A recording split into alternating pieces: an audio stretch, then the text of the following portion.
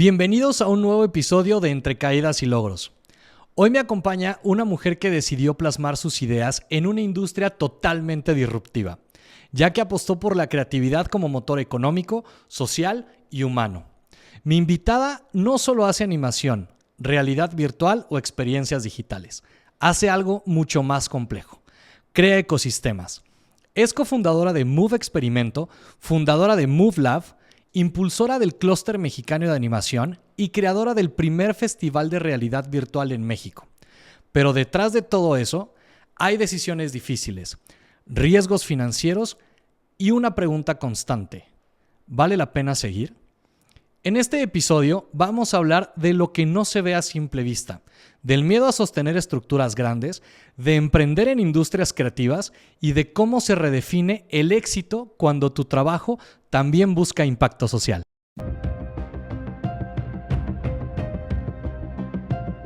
Muchísimas gracias por estar en este podcast. Bienvenida. Ay, muchas gracias, súper contenta. Muy bien. Oye, Gabs, pues me gustaría arrancar este episodio con algo que escuché que dijiste en alguna parte. Y es que en la industria donde estás, generalmente era marcada por hombres. Hoy esta industria, ¿cómo ha cambiado? ¿Y cómo la ves a futuro?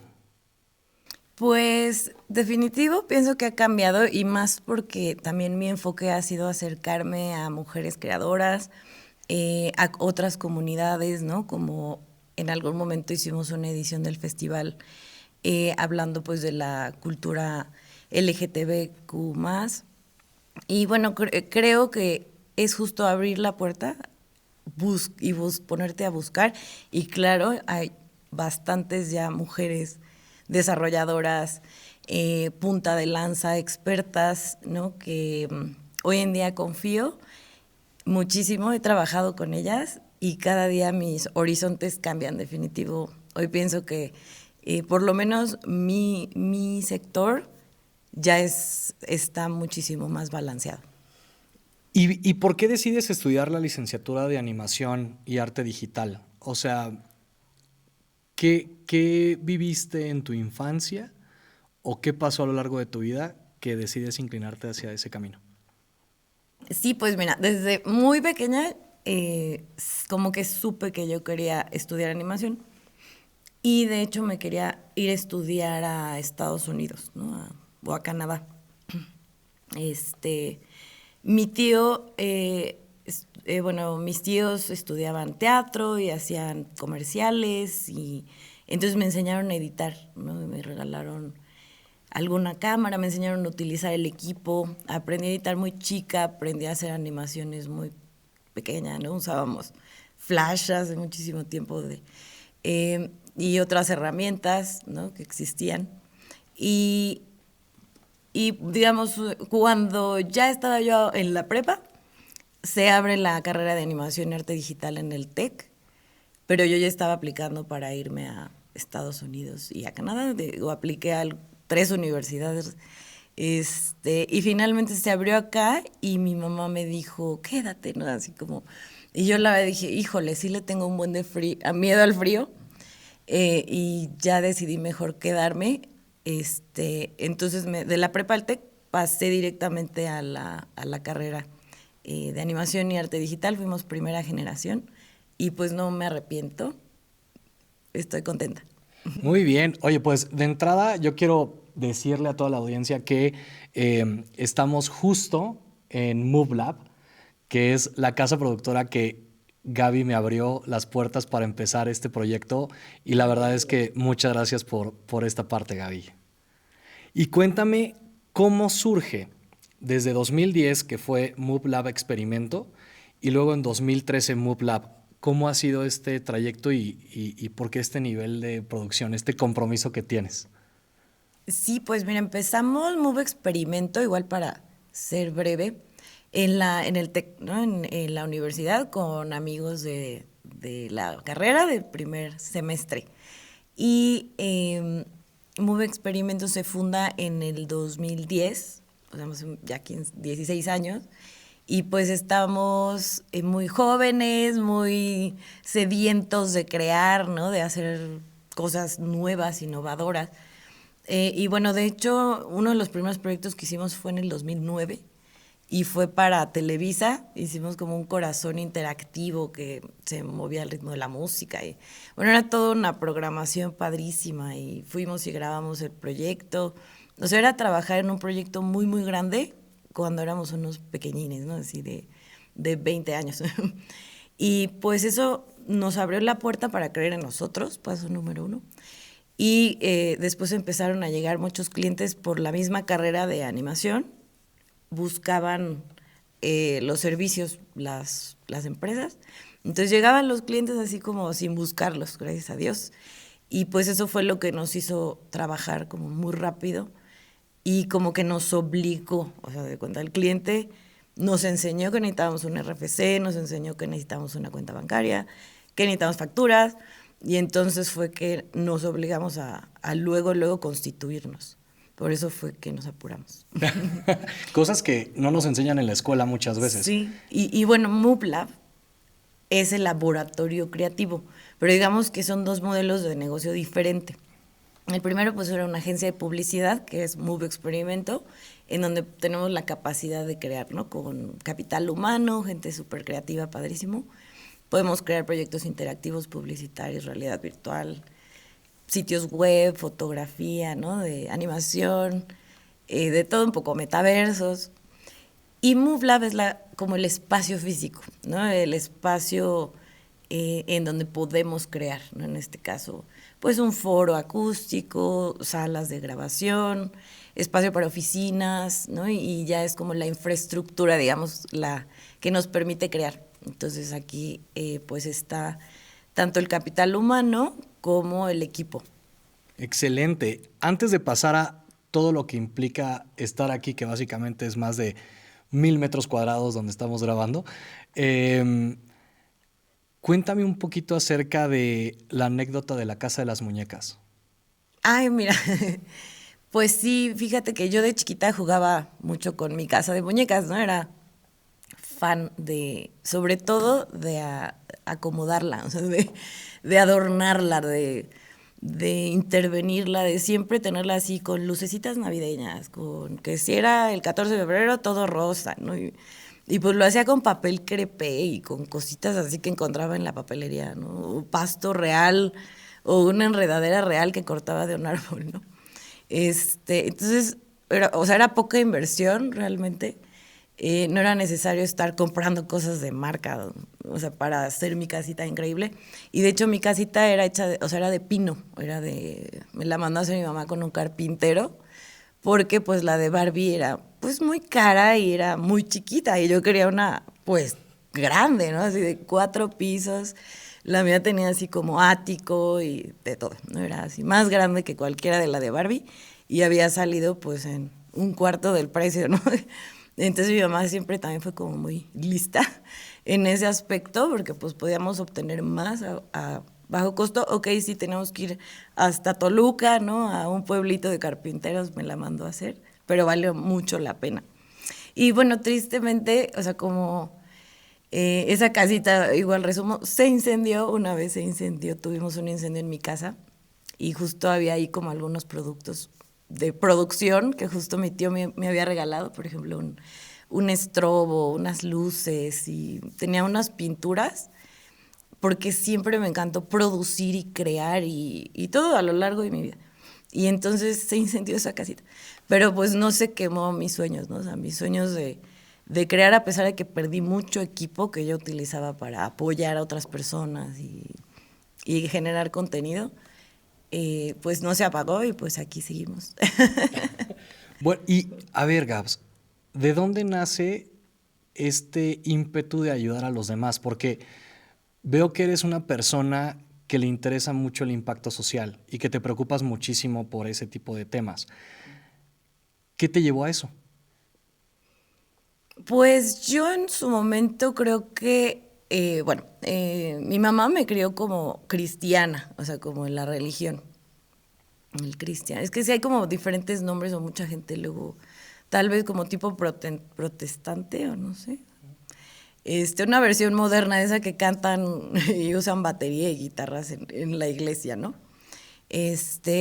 pero al final es una versión de la Biblia, que es, bueno, es la Reina Valera, es la que estudiábamos, y siento que sí te da muchos valores y muchas como enseñanzas que van más allá de la vida cotidiana, no sé, de lo que te puedes topar en una red social. Y justo en mi escuela, pues era cristiana también. Se llamaba el Colegio Patria de Juárez cuando estudié la primaria. Entonces de ahí yo aprendí a hacer apoyo social, aprendí a ir a lugares con niños, por ejemplo, huérfanos, ¿no? Como a llevarles juguetes y ir a jugar con ellos y comida. Y entonces lo hacíamos muy seguido, o sea, sí era algo como que hice muy seguido en mi infancia y pues yo creo que ahí ya se me quedó. Y pues ahorita lo hago mucho también con los perros. Ayudo muchísimo a perritos. Ahorita aquí en Mublava hacemos, ¿cómo se llaman? Ferias de adopción, ¿no? Apoyamos, han salido un montón de perritos, porque es importante que la gente, ahora sí que toque, juega y aprende. La interactividad, ¿no? Que también es algo de mi trabajo. Eso, ¿no? O sea, poder crear un espacio en donde vengan los perritos, los adoptantes, en esta casa creativa, pues es para mí básico, ¿no? Así como, qué bueno que lo estamos logrando en este 2025. Qué interesante. Perdón, 26. 26. Sí, es que ya estamos iniciando el 26, nos quedamos con eso un poco. Pero me parece muy interesante porque todo este espacio no nada más es para ayudar a producir cosas de terceros, sino por algo que tú tienes de raíz, que es esta ayuda, incluso ya sea en personas o con animales. Ahora platícame qué es Kluma, porque quiero empezar a desarrollar toda la gama de productos que tienes, Gabs. O sea, es muchísimo. Entonces, me interesaría saber cómo controlas todo. Y dos, para que la gente lo sepa, qué es cada cosa. Porque muchas veces nosotros estamos ajenos a, sí, realidad virtual, o vemos algo como de producción y creemos que, sí, así es, así se da, y no vemos como todo lo que hay detrás. Entonces, ¿qué nos puedes contar de Kluma?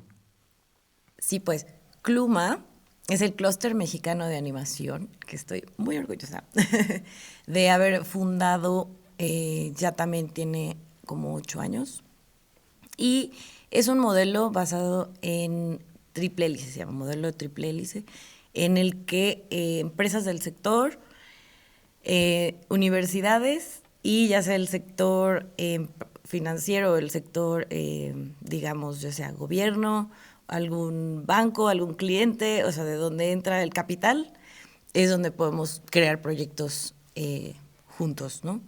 Entonces, el enfoque es hacer proyectos de alto impacto, digamos que los chicos salgan con un portafolio apto para ser recibidos en cualquier empresa a nivel global.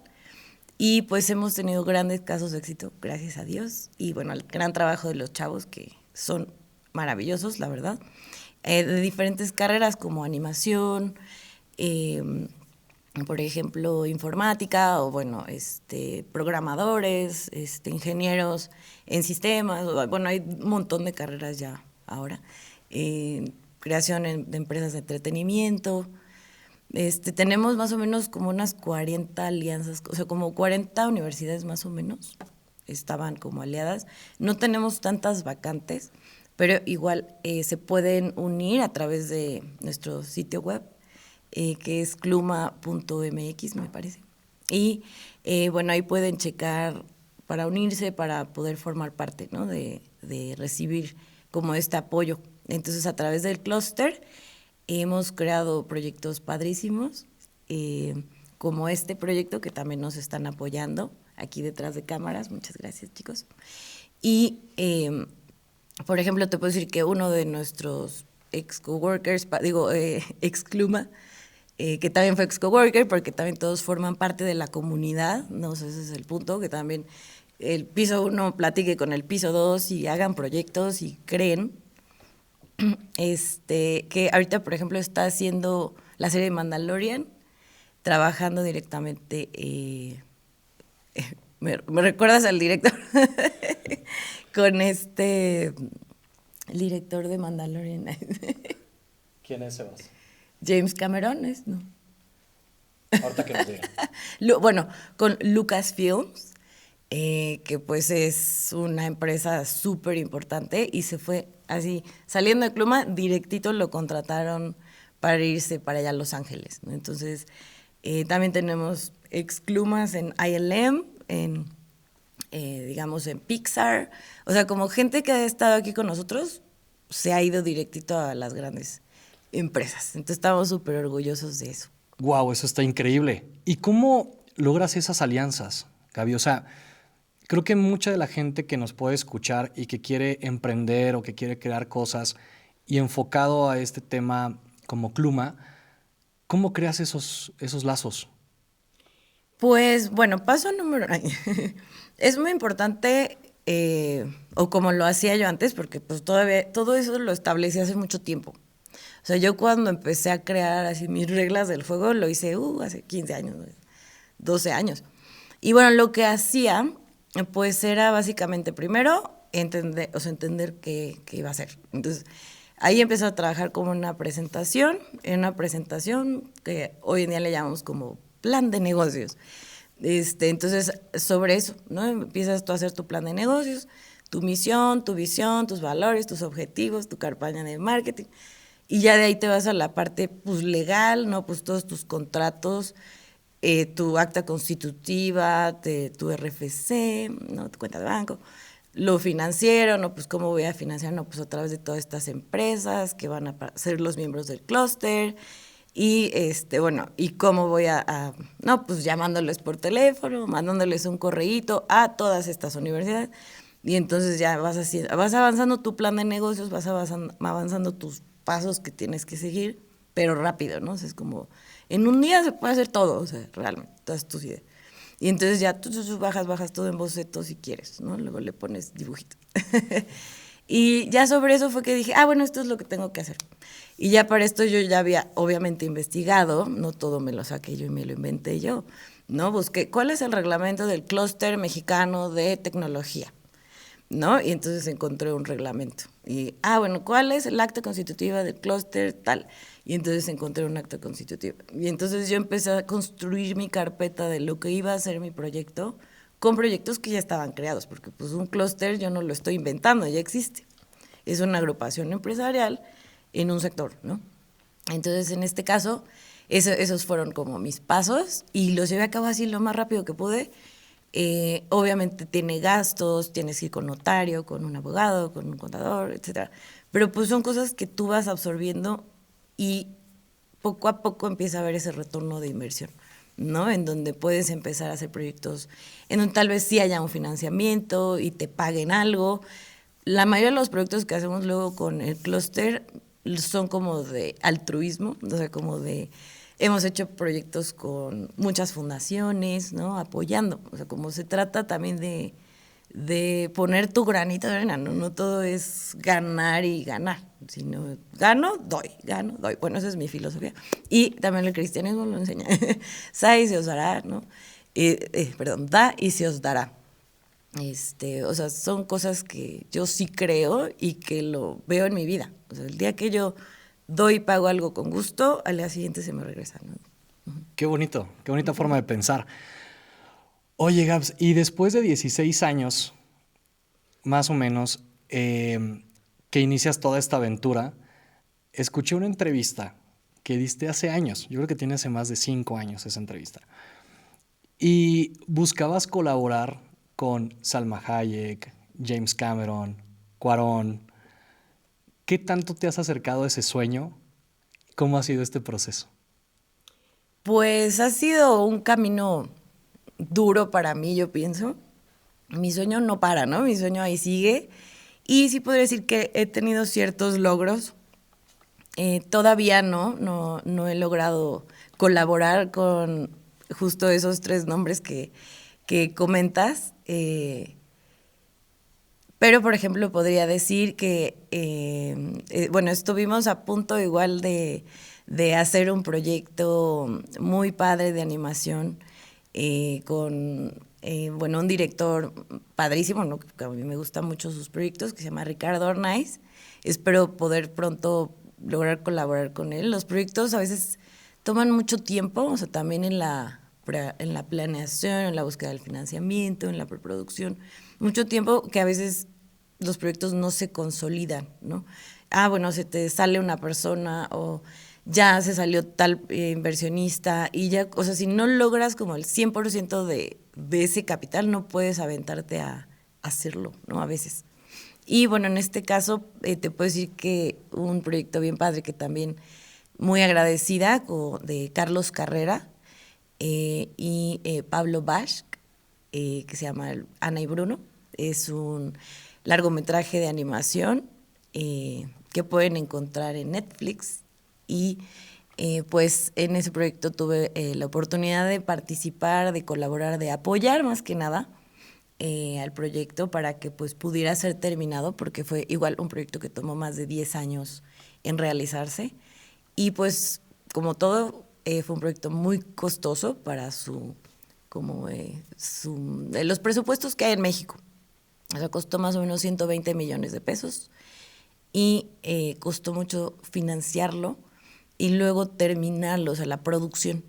Entonces era un proyecto que se iba a hacer 100% en México, o sea, eso era lo que se comentaba y desgraciadamente se terminó haciendo una parte en la India por estos problemas, ¿no? Pero sí se hizo en una casa productora mexicana que es Anima Studios. Anima Studios tienen oficinas en la India y también tienen oficinas en España y bueno, son una gran casa productora, mi respeto para ellos y bueno, para sus directores y socios. Gran trabajo que han logrado en México, ¿no? O sea, han hecho más de 20 películas animadas que han logrado taquillas positivas y que saben producir porque no se van a costos como ¿no? Pero ellos salvaron, por ejemplo, este proyecto gracias a que creyeron en él, en Pablo y en Carlos, que era ahora sí que los capitanes del barco, que sabían que iban a llevar este proyecto al final, ¿no? Pero sí, o sea, realmente hacer cine en México es un reto. Si de por sí hacer cine tradicional, ahora cine de animación es todavía más difícil. ¿Por qué? Pues por los presupuestos, o sea, porque por ejemplo tú puedes acceder a diferentes fondos del gobierno, por ejemplo, Eficine, Fidecine, Foprocine, o sea, en total puedes llegar a juntar hasta 40 millones, o sea, si juntas esos dos fondos, pero tú tienes que haber puesto de esos 40 millones mínimo el 20%. Bueno, no me sé ahorita todas las reglas y así, pero por ejemplo esa es una, tienes que poner tú o sea, una parte, ¿no? Entonces esa parte, pues ¿de dónde sale? Tiene que salir de algún lado. Entonces en este caso, por ejemplo, nosotros como Mubla podemos hacer coproducciones porque pues las oficinas, el equipo de cómputo, el espacio físico para producir cuesta, o sea, es lo que está en tu presupuesto, ¿no? Voy a producir 18 meses una película, necesito pagar la renta de la oficina, ¿no? Necesito pagar la luz, necesito pagar las computadoras, necesito pagar el capital humano, ¿no? Y ahí también entra Cluma, ¿no? Entonces, donde chicos de diferentes universidades pueden venir a hacer una peli o pueden venir a hacer una serie que va a estar probablemente en Nickelodeon si logramos venderla, ¿verdad? Ya la parte de la distribución, que ya es otro rollo, ¿no? Sí. Wow, qué interesante. Oye, Gaps, ¿y cómo es este tema en donde nos ven la mayor parte de los países europeos en Latinoamérica? O sea, ¿cómo se sigue viendo México en este tema de animación? O sea, ¿cómo va evolucionando? Pues yo creo que México siempre ha destacado mucho, o sea, como a nivel global, porque es un país que tiene muchísima riqueza cultural. O sea, fuera de los cineastas, que pues la verdad hay muchos de renombre, como, no sé, Cuarón o Guillermo del Toro, que hacen proyectos pues de Hollywood, ¿no? Realmente con presupuestos no mexicanos, o sea, de gran impacto, perdón, tengo que retomar, se me fue el hilo. No te preocupes. ¿Cómo nos perciben? ¿Cómo crees que nos perciben Perdón. fuera del país? Entonces, bueno, como Guillermo del Toro, entonces México siempre está sobresaliendo, ¿no? En el aspecto creativo. O sea, porque casi todos, así, artesanos, pintores, músicos, gente que te encuentras en la calle, son unos verdaderos artistas. O sea, si lo que es un verdadero artista, digamos, nació siendo excelente, ¿no? En lo que hace. Y así es, o sea, así es en México. La gente que yo me he topado, así un chavito de 20 años, no sé qué, que dices, a ver, ¿no? Tus dibujos. O sea, unos dibujos que no le piden nada a, no sé, Da Vinci, ¿no? Y la verdad, o sea, ese es el secreto, yo creo que de México, que está en la sangre de la gente, que es talentosa. Y ahora sí, o sea, el problema de México es que muchas veces o sea, la gente no es comprometida, o sea, como el mismo tema de la cultura hace que, llego un poquito más tarde, o no sé, como eso que hace que ya no se consoliden las cosas. Y desgraciadamente sí he hablado con mucha gente y que me ha dicho, no, es que yo ya no voy a volver a producir o coproducir con algún proyecto mexicano porque me dejaron botado hace 3 años y nunca se hizo. Dices algo muy interesante porque hace poco estaba platicando con alguien que me comentaba acerca de hacer negocios en México versus Estados Unidos, por ejemplo. Entonces, aquí en México justo se habla de eso, de que hay una cierta línea de informalidad. No dudo que haya gente muy comprometida, ¿no? Como nosotros, pero sí, por ejemplo, en un contrato en Estados Unidos, tú llegas un minuto tarde y se acabó. Y no hay second chance. Entonces, creo que sí es algo que falta, o sea, que falta culturalmente cambiar quizás, porque sí creo que hay proyectos muy interesantes y en este sentido me quiero ir hacia el lado de cortometrajes, que he visto muchas premiaciones mexicanas y que he visto mucho trabajo. Tú ganaste, ¿no? Uno de esos premios, que de hecho aquí está, ¿no? Entonces, platícanos acerca de eso. Sí, pues mira, también todo empezó hace mucho tiempo, que empezamos a hacer cortometrajes, ¿no? Era primero proyectos escolares, realmente de la uni, ¿no? Porque sí estudiamos animación. Y entonces de tarea nos dejaban hacer cortos o hacer lo que quisiéramos. Era muy abierto, o sea, como esa parte. Y una maestra, me parece que fue la primera que nos puso de tarea como, tienen que participar en tal festival, no me acuerdo. Creo que era el Cutout Fest, justo ese que está ahí, también el premio en medio. Era un festival exclusivo de animación en la Ciudad de México, ¿no? Y además, pues estaba muy cerca. Y ya participamos, o sea, así como todos los del salón, era parte de la tarea, o sea, no había como que no, pues te iba mal en la escuela, ¿no? Entonces ya participamos y ganamos, o sea, ahí también en el Cutout Fest. Entonces ya fue que dijimos, no, pues sí, tenemos suerte y talento, ¿no? Empezamos a creer en nosotros. Y ya de ahí fue que yo fui la loca la loca productora, que siempre dije, pues ahora esto va a ser lo mío. Yo me voy a meter a participar en todos los festivales ever and ever. Y eso hice. Y entonces, así, proyecto que hacíamos, proyecto que yo metía. Al principio no había, por ejemplo, herramientas que hoy en día existen, que puedes tú subir tu corto. Hay muchos sitios web, ahorita no voy a mencionar ninguno para no hacer publicidad, pero hay muchos sitios web en donde tú metes tu corto y participas en más de 1000 festivales alrededor del mundo, gratis, o sea, ni siquiera tienes que pagar nada. Hay algunos festivales que sí cobran, o sea, por ejemplo, Cannes sí te cobran, Morelia antes sí te cobraban, ahorita no sé si te cobren, depende, ¿no? Entonces ya tú pagabas tu fee, mandabas tu DVD, que yo en ese momento copiaba los DVDs y lo mandabas por correo, o sea, así de, ajá. O lo ibas a entregar hasta las oficinas, ¿no? Que era pues ir hasta allá. Y bueno, yo lo hice y ganamos el Festival de Cine de Morelia, ganamos el Festival de Cine de Guadalajara, hemos ganado también el Círculo de Oro como mejor agencia publicitaria, también el Ángel de la Radio, o sea, porque hemos hecho también publicidad, radio, ¿no? O sea, como de todo, y en todo estábamos participando. Entonces, Bueno, yo he producido ya más de 50 cortometrajes de todos los estilos, ¿no? Desde cutout, animación, stop motion, animación tradicional, cine tradicional, proyectos inmersivos. O sea, hicimos los primeros cortos que estuvieron mexicanos en el Festival de Cine de Cannes, con 3 directores muy buenos, Carlos Rulfo, Hagerman y Fiesco.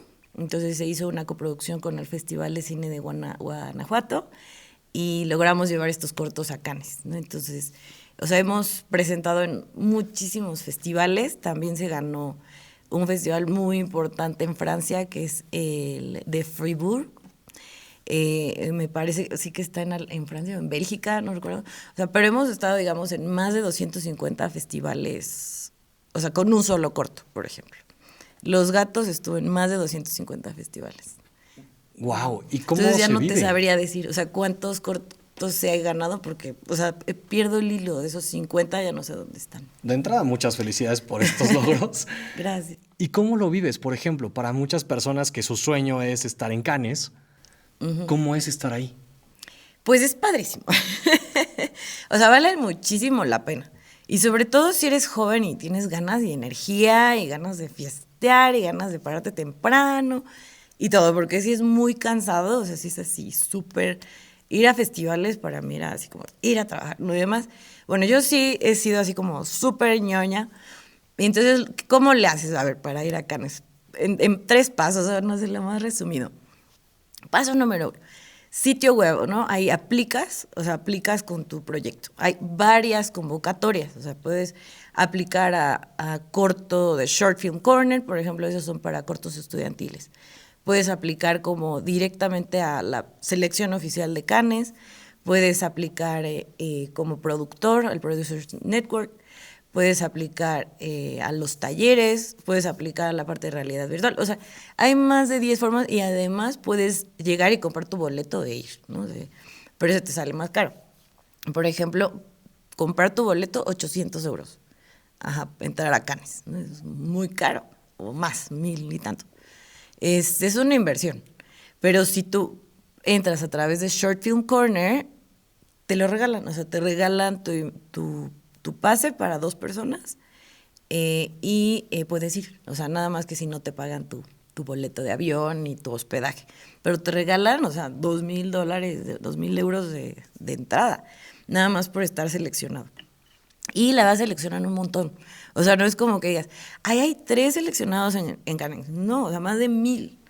Entonces apoyan muchísimo eso, o sea, en ese sentido, como a jóvenes que quieren estar en Cannes. O sea, sí es posible. Y luego hay que hacer, o sea, revisar, por ejemplo, si vas a poder tener acceso al marché du film, que es el mercado de cine, hay que investigar quiénes van a estar ahí, ¿no? Y pues les tienes que marcar o mandarles un correíto antes de ir. Entonces tienes que agendar, o sea, con ellos como, bueno, yo voy a estar ahí del 3 al 20 de octubre, ¿no? Eso creo que es en junio. Entonces vas a estar ahí todos esos días, cada día haces tu agenda y haces tus juntas, ¿no? O sea, diario. Entonces vas al stand de no sé quién y así, obviamente targeteando tus proyectos. O sea, si iba a estar Nickelodeon, pues vas con Nickelodeon. O sea, bueno, si quieres a vender animación. Pero si quieres vender, no sé, por ejemplo, cine de acción, pues te vas con una distribuidora que haya distribuido tal vez a Misión Imposible, por ejemplo, ¿no? O sea, como que se investigar un poco. O sea, no puedes llegar como a ofrecer comedia a alguien que, por ejemplo, hay una sección de porno, ¿no? O sea, todo un piso entero. Entonces, o sea, al final es cine, y el cine hay de todo, pero sí hay que estudiar bien qué vas a hacer. Y sí hemos logrado, o sea, yo he logrado vender cortos ahí, o sea, así como vendí uno que de hecho quedó seleccionado. Yo fui directora, que era un documental del mezcal, de cómo hacer mezcal, y sí me lo compraron una distribuidora. Y así, o sea, sí ha pasado como de que se logra vender el corto, que muchas veces la gente dice, no, un corto, ¿qué dinero vas a ganar? También ganas dinero, los premios de los festivales, ¿no? Te dan dinero, te dan equipo, te dan prestigio, te dan un montón de cosas. ¡Wow!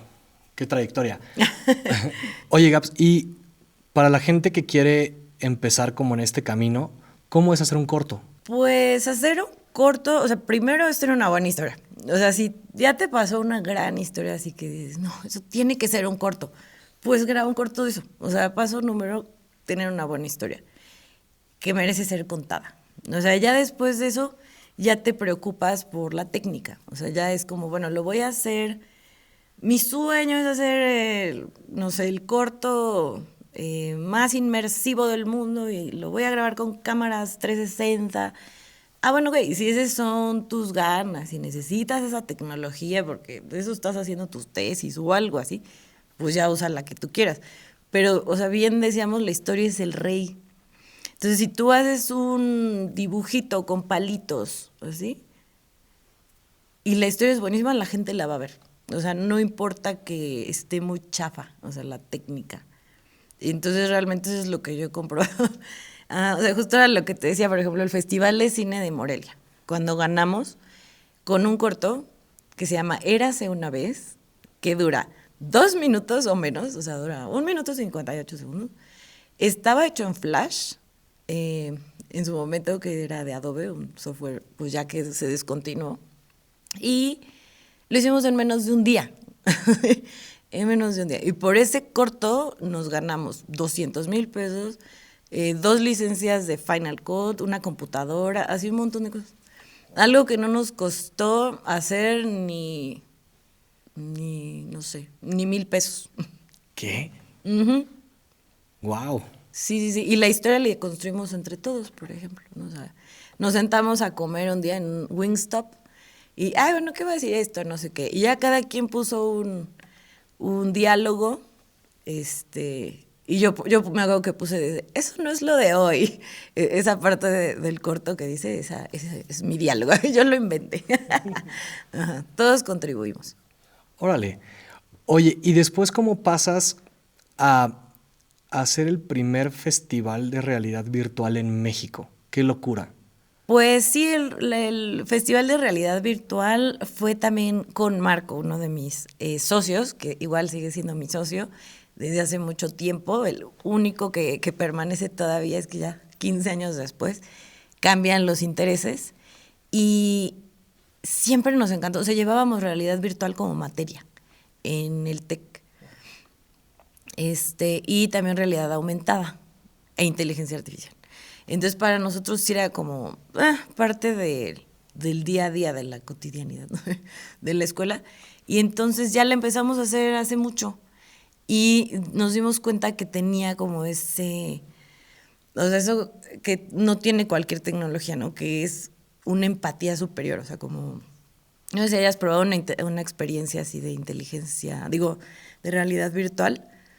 O sea, lo máximo, como te platicaba, era como ir a una experiencia inmersiva. Ándale. De Van Gogh o... Claro, es distinto. O sea, sí, ahorita te traemos un visor para que veas una experiencia.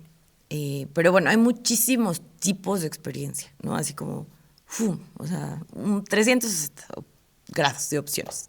Digamos, puedes estar en el espacio exterior siendo un astronauta, o puedes estar debajo de la tierra explorando una mina, aprendiendo de minería. O puedes estar haciendo una operación a corazón abierto, ¿no?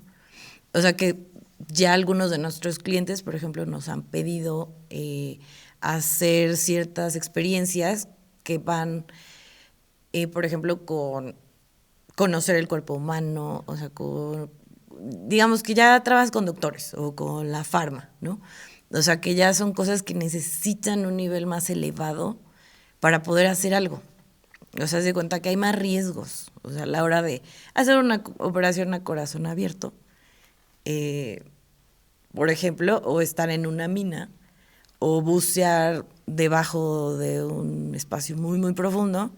Y entonces, ¿para qué te sirve la realidad virtual? Pues para aprender, ¿no? A simular todos esos escenarios y salvas vidas. O sea, que es lo más importante para nosotros que creemos en la tecnología. Aparte de eso, pues es un impacto 1 a 1. O sea, yo te pongo el visor y tú vas a saber exactamente qué flor era la que había en ese cuadro de Van Gogh, ¿no? Pero tú tal vez esta vez que fuiste a la experiencia había tantas pantallas y tanta gente que por más que tú viste la flor, ahorita no te acuerdas. O sea, porque no hay un impacto 1 a 1, digamos. como se diluye. Ajá, porque estás poniendo la atención a tu hija, estás ocupado. Y con la realidad virtual te ocupa. O sea, vas a tenerle que pedir a alguien que cuide a tu hija en ese momento porque no la vas a poder cuidar porque estás completamente acaparado, ¿no? Por el visor.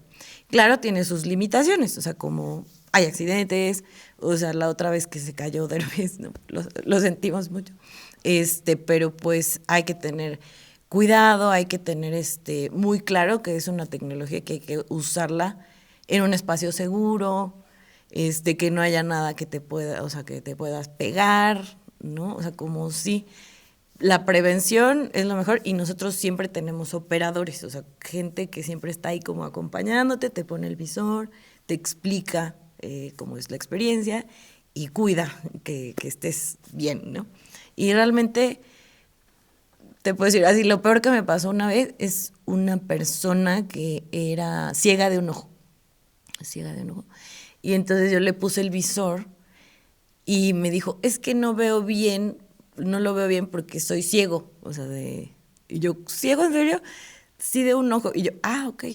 Y ya la verdad de ahí dije, bueno, pues probablemente sí no se ve igual, ¿no? O sea, si ves, no sé, o sea, no sé. O sea, como no... Y bueno, al final él no lo vio bien, ¿sabes? Y a mí me dolió mucho, o sea, me sentí como muy incómoda de haberlo afectado, de yo no haberme dado cuenta. Pero pues sí, o sea, su ojo, te lo juro que no se notaba para nada, o sea, era perfecto su ojo, no se veía que le fallaba. Bueno, además no te dijo, ¿no? No, O sea, no. no fue como, hola, yo quiero hacer esta experiencia y tengo un problema en un ojo. Oiga, pues, y esto me parece muy interesante porque ahora que han salido estos famosos visores, ¿no? Que lo vemos en marcas muy importantes como Apple, etcétera. ¿Qué piensas acerca de esta inmersión tan profunda? Porque entiendo que te los pones y te olvidas de lo que hay a tu alrededor. Justo ahorita lo que platicabas de Derbez que se cayó. Ay, sí. Este, Pobrecito. pero, ¿cómo crees que evolucione eso? Porque al final del día creo que mucha gente todavía sigue peleada con este tipo de experiencias justo porque te olvidas de todo. Y entonces el estar enfocado, por más increíble que sea esa experiencia, como que el perderte del entorno que te rodea real, ¿cómo es ese choque o cómo lo has vivido? O sea, ¿cómo lo vive ya cada persona día a día? ¿O lo piden más? ¿O cómo lo sientes tú? Pues yo pienso que sí ha habido un crecimiento bueno, ahora sí que sabemos que ha habido un crecimiento, porque sí se han vendido muchísimos equipos, ¿no? En cuanto al uso, sí, sobre todo en temas de videojuegos, es que hay como un consumo mayor de horas, o sea que sí, igual, todo está, o sea, como al final sí hay datos y estadísticas y mediciones. Y bueno, sabemos que en los videojuegos siempre ha sido de horas, o sea, de un jugador experto en un juego es porque ha jugado más de 4,000, 5,000, 6,000 horas, ¿no? En un videojuego. Bueno, por si no lo sabían. Y bueno, 5,000 horas son muchas horas. O sea, sí y ya sobre ese nivel es que la gente va subiendo el nivel. Y claro que hay trabajos que te pagan por ser beta tester de algún videojuego y demás. Entonces, o sea, claro, tiene sus problemas, como dirías, en una familia, en donde el niño de 5, 6, 7, 8 años quiere estar todo el tiempo en el visor. Claro, va a ser dañino. Entonces, hay quien tiene que controlar, los padres, ¿no? Es muy importante, o sea, que la tecnología que se les da a los hijos sea adecuada a su edad también y limitada, ¿no? O sea, sí hay, o sea, tiempos, ¿no? Yo recomendaría, si vas a estar utilizando un visor, 20 minutos al día, ¿no? O sea, ni siquiera recomendaría la hora. Y si vas a hacer la hora, bueno, dividido en bloques de 20 minutos a lo largo de o sea, tres momentos, ¿no? En el día. O sea, no saturar tus ojos. Porque también, o sea, los contenidos que vas a valorar más en el visor son los contenidos como lo que te digo. O sea, vamos a aprender a hacer una operación a corazón abierto, ¿no? En lugar de voy a ver una película que veo igual en mi pantalla de la tele. O sea, como, no sé, ver una película, lo puedes hacer en tu celular, lo puedes hacer en tu proyector, en la tele, en donde sea, no necesitas un visor, o sea, realmente. Y ahí es donde yo pienso, a ver, gente piense en lo que realmente necesita el visor. Por ejemplo, un artista, ¿no? Un artista puede pintar un mural con el visor, o sea, ya no necesita proyectar porque ya se hace como un, ¿cómo se le llama? Sí, como una geolocalización, Claro, los marca, trazos para que haga determina todo. el espacio, exacto, es como una geometría, ¿no? Ubica la geometría, la pone en el espacio y ya, te pone el dibujo. Fíjate que dices algo muy interesante ahora que pues yo soy papá de dos, ¿verdad?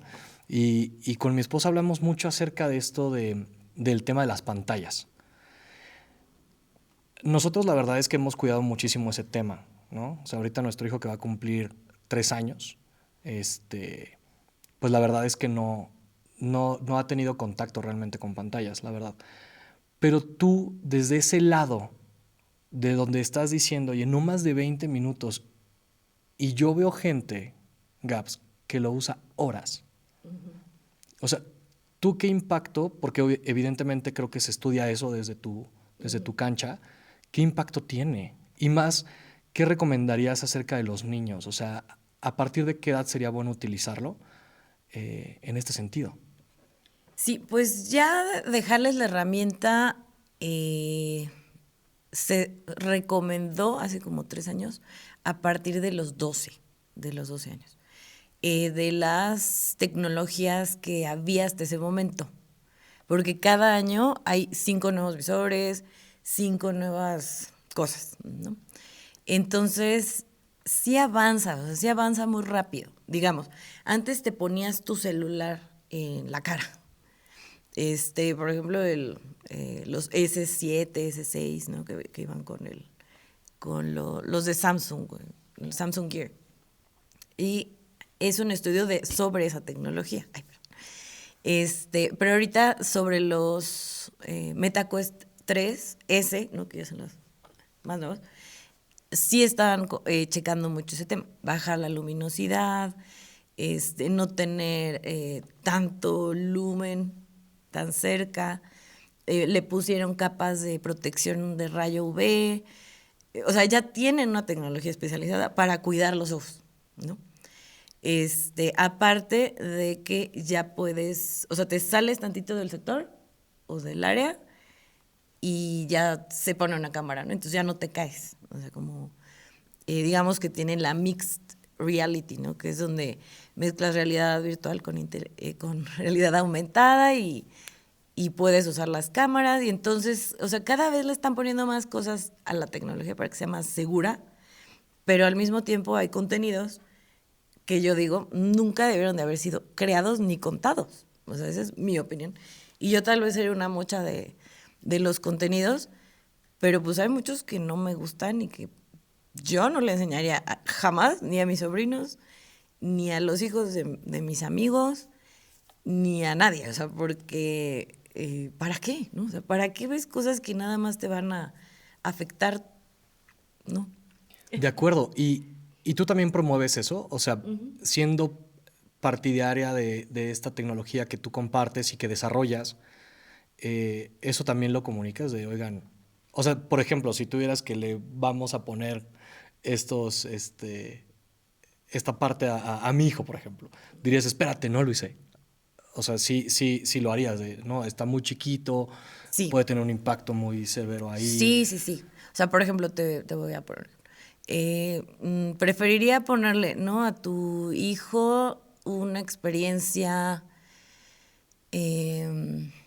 así, por ejemplo, de robots, o sea, como de aprender a utilizar la herramienta, como el básico, ¿no? De cómo utilizar.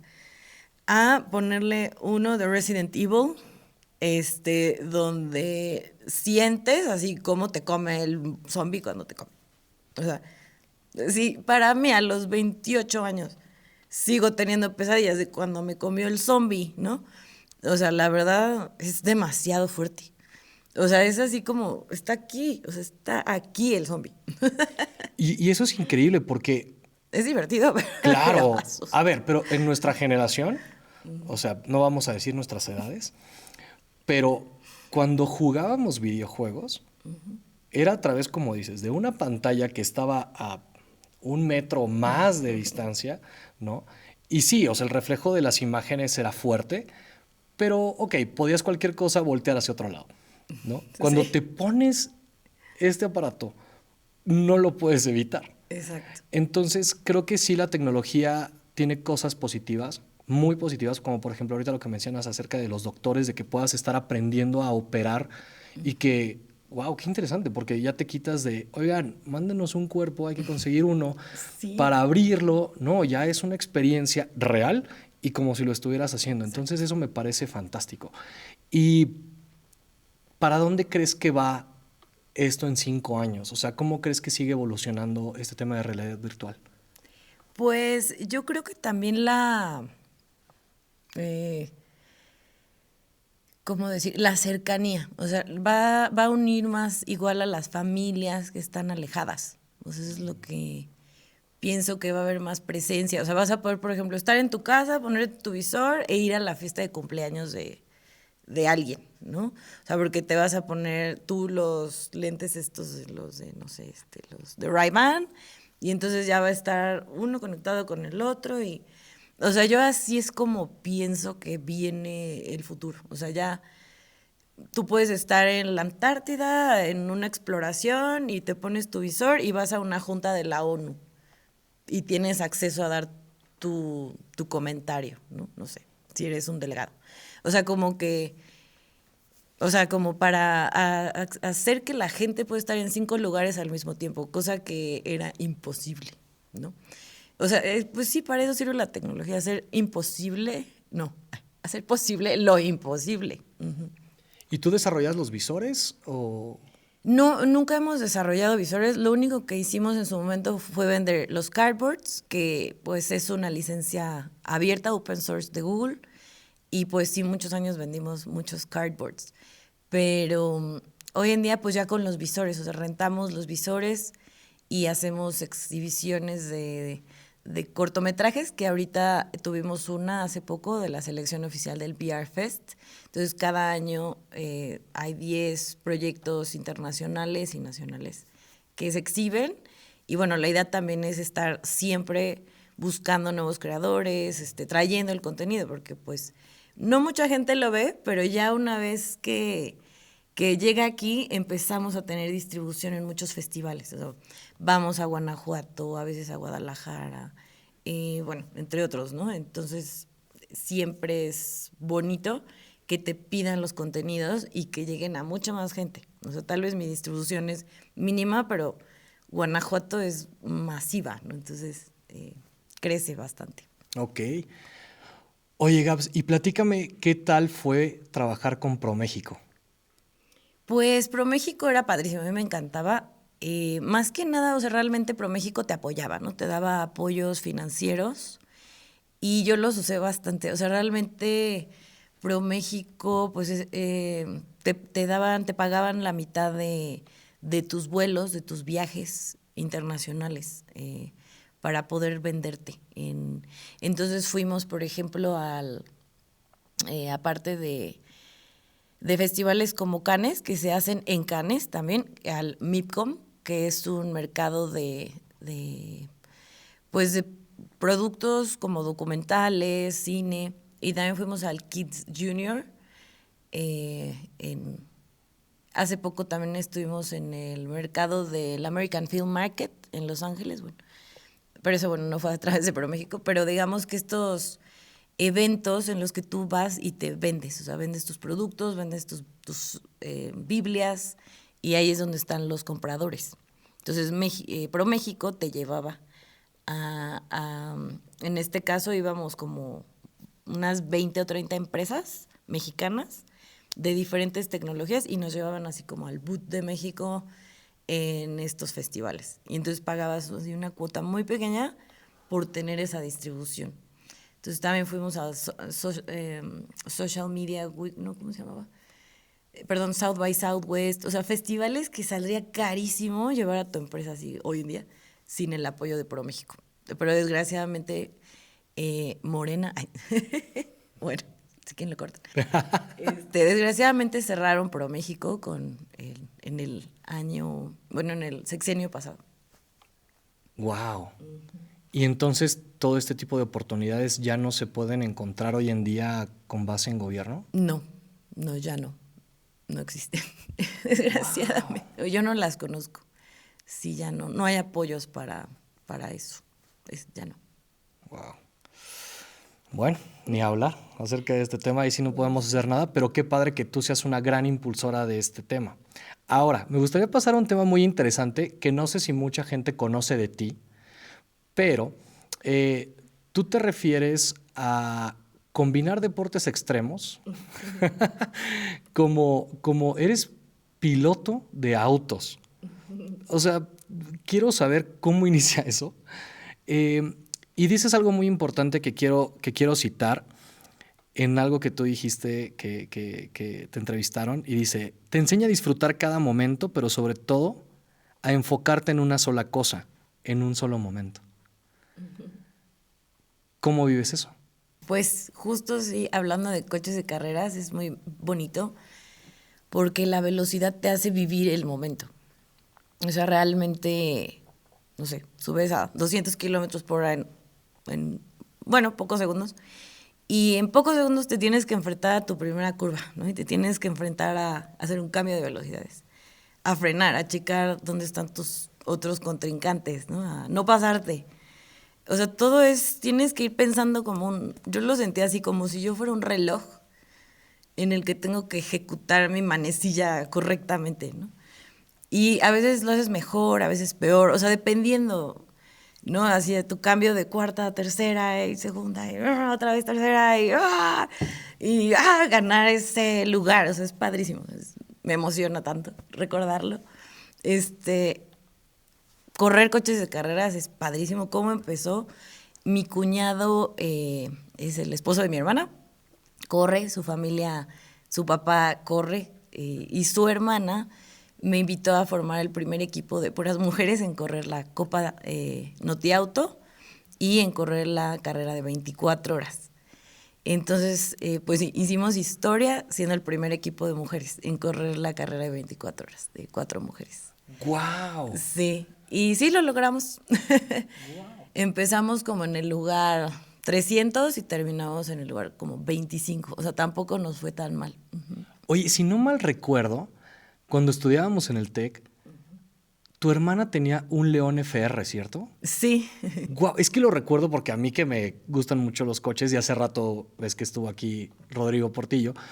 La verdad, ese coche me asombraba. O sea, por el tema de SEAT, que antes no existía Cupra, y que era uno de los coches más rápidos de calle, ¿no? Como el FR o el Cupra. O sea, y entonces también a tu hermana le gusta, o sea, viene de familia.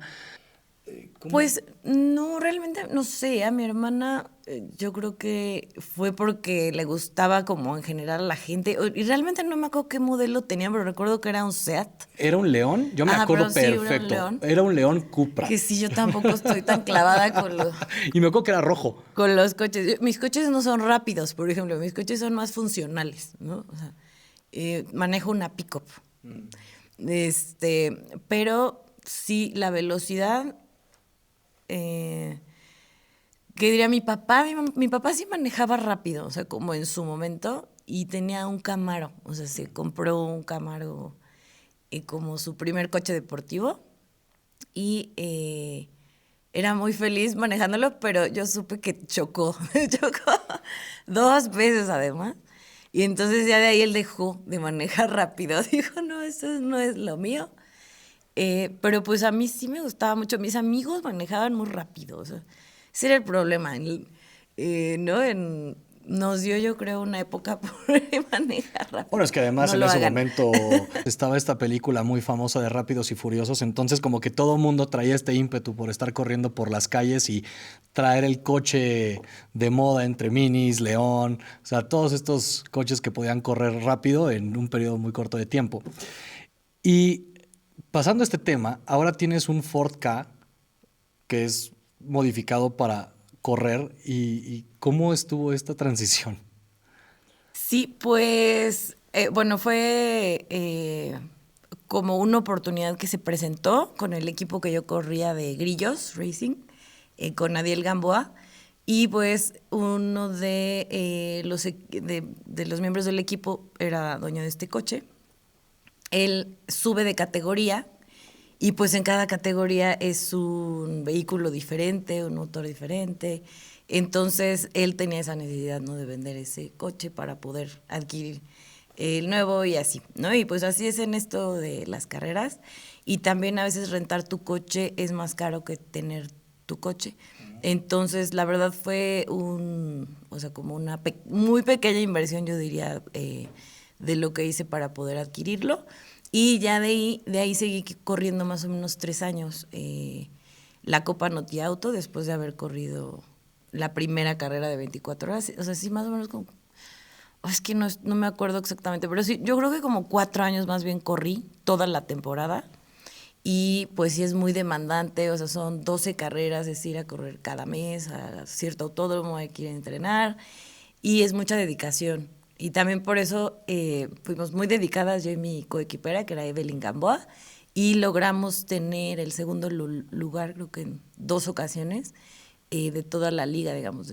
O sea, quedamos en podium al final de la temporada, porque pues éramos un poco veloces, ¿no? Y sí éramos, creo que en algunas carreras las únicas mujeres, en otras carreras había 2 mujeres tal vez, pero te estoy diciendo que había 32 coches, ¿no? O sea, a veces 50 coches. Y de 50 coches, 2 mujeres, ¿no?, en la pista. Entonces sí, realmente, pues habemos pocas, pero cada vez hay más. Wow. ¿Y todavía sigues corriendo? ¿Lo pausaste? ¿Ahora ya lo haces por hobby? Sí, lo pausé y bueno, siempre lo hice por hobby realmente, nunca he ganado nada por hacerlo. Hay pilotos que sí viven de esto, ¿no? Como mi coach en su momento, Rubén Robelo, se le mandan saludos. y, pero yo no, sí lo hacía por hobby. Realmente la mayoría de la gente lo hace por hobby. Ya viví la experiencia y tuve otras necesidades, o sea, como de inversiones, otros proyectos, mi tiempo, o sea, porque si es dedicarle a tu deporte, aunque sea un hobby, entonces eso, o sea, dije, necesito ahorita dedicarle a otras cosas y ya regresaré más adelante, que también el promedio de edad, muy, muy gracioso, es ya de gente de más de 60 años, o sea, los que corren las carreras ya son señores. Entonces, pues yo todavía era una chava, ¿no?, cuando empecé. Entonces dije, bueno, luego regreso, no hay problema. Tengo tiempo. Sí, tengo tiempo. Oye, Gaps, para ir cerrando, ¿qué parte de tu historia casi nadie conoce, pero es muy importante para saber quién eres hoy? Ay, pues qué linda pregunta. Justo también era algo que quería como mencionar. Ahorita, igual gracias a mi socio Marco Gaviño y a su esposa Raiza, que también colaboró muchos años en su momento, ellos se les abrió el corazón, ¿no?, hacia a la medicina prehispánica, hacia la medicina indígena. Entonces en México empezaron a dar talleres, bueno, aquí en la Ciudad de México me refiero, empezaron a dar talleres acerca de esto, de cómo hacer tinturas, cómo hacer medicina con tus propias manos. Y yo de ahí pues quedé encantada, ¿no? Eso pues fue hace ya como unos, ¿qué serán?, 4 años que se mudaron a vivir a Oaxaca. No más, sí, ya como 8, no, ya el tiempo se pasa rapidísimo. Ya no sé exactamente cuántos años, pero sus nenes pues ya están grandes, ¿no? O sea, siguen siendo chiquitos y nacieron, bueno, uno nació ya me estoy haciendo bolas de cuándo fue cuando se fueron, pero finalmente yo me quedé muy clavada con eso que ellos siguen haciendo. Y de hecho hace poquito fui a hacer una ceremonia por allá y hacen temazcales y, o sea, bueno, sí, ahora sí que Marco era un genio de la computación y ahora utiliza como todos sus conocimientos para aprender de la medicina. Entonces yo sigo igual aprendiendo, estoy súper emocionada con esos conocimientos, poder mantenerme sana y saludable, poder ayudar a mis perritos con un té o con una planta o saber para qué sirven las plantas, tener esos conocimientos, ¿no? Y estoy pues súper clavada. Entonces estamos abriendo una tienda aquí en Move Lab también, que vamos a abrir pronto, de productos holísticos, terapias, sobre todo, ahora sí que cosas tanto tecnológicas, porque queremos meter un poquito como de, por ejemplo, meditaciones con realidad virtual para poder sanar algún tipo de trauma, ¿no? O sea, como utilizar tanto la medicina como la tecnología para poder compartirlo con la gente y que haya un lugar en donde puedas venir y obtenerlo. Wow. Entonces, ese es como ahorita algo que estamos creando y pues estoy súper contenta. Eso no mucha gente como lo sabe, ¿no? Es como soy más la chava de la animación o la señora ya, no, bueno, joven, no sé, como me quieran decir de mi edad. Pero eso también quiero ser. Quiero ser, también el otro día me llamaba a mí misma bruja, ¿no? Así como de, quiero ser la bruja del pueblo y poderlos curar a todos. Sé que es algo que tal vez no es parte de mi cultura en el aspecto de que mi mamá, mi papá son de la ciudad, ¿no? O sea, no tenemos las raíces que pueden tener tal vez amigos míos que sus papás son criados en una sierra o que aprendieron a cultivar el maíz con sus propias manos, ¿no? Y que saben que la ceniza del maíz ayuda al envenenamiento, por ejemplo, ¿no? O sea, es como, wow, ellos lo aprendieron porque su abuelita se los enseñó, porque ellos lo hicieron. Yo lo estoy aprendiendo porque lo tengo que leer en un libro, porque mi mamá pues no me lo enseñó, pero ella me enseñó a administrar, me enseñó a poner un negocio, me enseñó a ser responsable, me enseñó a ir a la escuela, ¿no? O sea, me enseñó un montón de cosas que tal vez otras mamás no pueden enseñar. O sea, como que todas las mamás tienen su habilidad, por decir, algo van a enseñar, pero sí es muy padre poderte acercar a lo de las abuelas, ¿no? Así como a esa ancestralidad que desgraciadamente en mi familia se perdió, pero conmigo pues se va a retomar. ¿Y eso lo esperamos en 2026? Exacto, sí, lo esperamos este año, 2026. Ya estamos con las remodelaciones, ¿no? Creando los productos, invitando artesanos para que pues puedan también venir a vender este espacio, cosas maravillosas, únicas, y también a talleristas, ¿no? Expertos. Estamos haciendo también conciertos de música medicina, o sea, como promoviendo toda la parte holística y la parte de la sanación, pero en esa mezcla con la tecnología que nunca la voy a abandonar, ¿no? Es como parte de mí. Wow, qué interesante. Gabs, pues muchísimas gracias por haber estado en Entre Caídas y Logros y esperamos vernos pronto para que nos platiques de otros proyectos que seguramente vendrán muchísimo más en estos siguientes años. Ay, muchísimas gracias, Luisé. Y bueno, igual quería platicarles para cerrar también que pueden seguirnos, visitar el sitio web de Move Lab, que es este espacio. Los invitamos a venir a conocer el lugar. Es un lugar abierto donde pueden hacer también su cita para venir a visitar, conocer el espacio. Se pueden hacer muchas producciones, entonces es www.movelab.com. Sí, no, perdón. De nuevo. Es www.movelab.mx. Y bueno, a mí me pueden encontrar también en mis redes personales, que también estoy creciendo, como Gaby Gel, con Y. Y pues será un gusto, o sea, siempre también tengo ahí para poder hacer un Calendly, para poder hacer una reunión y poder hacer cualquier proyecto. O sea, a mí me interesa siempre estar conociendo nuevas empresas, ofreciendo mis servicios y haciendo que ahora sí que los sueños se hagan realidad, ¿no? Y es posible a través del el talento de la gente, la tecnología, las buenas ideas y pues la dedicación, ¿no? de lograrlo. Entonces se puede hacer mucho, así que los invitamos. No, muchísimas gracias y gracias por la hospitalidad y vaya que sí es un espacio increíble. Yo estoy disfrutando muchísimo hacer este podcast aquí y nos vemos pronto, Gabs. Muchas gracias. Muchísimas gracias a todos por quedarse al final de este episodio. Nos vemos en el siguiente.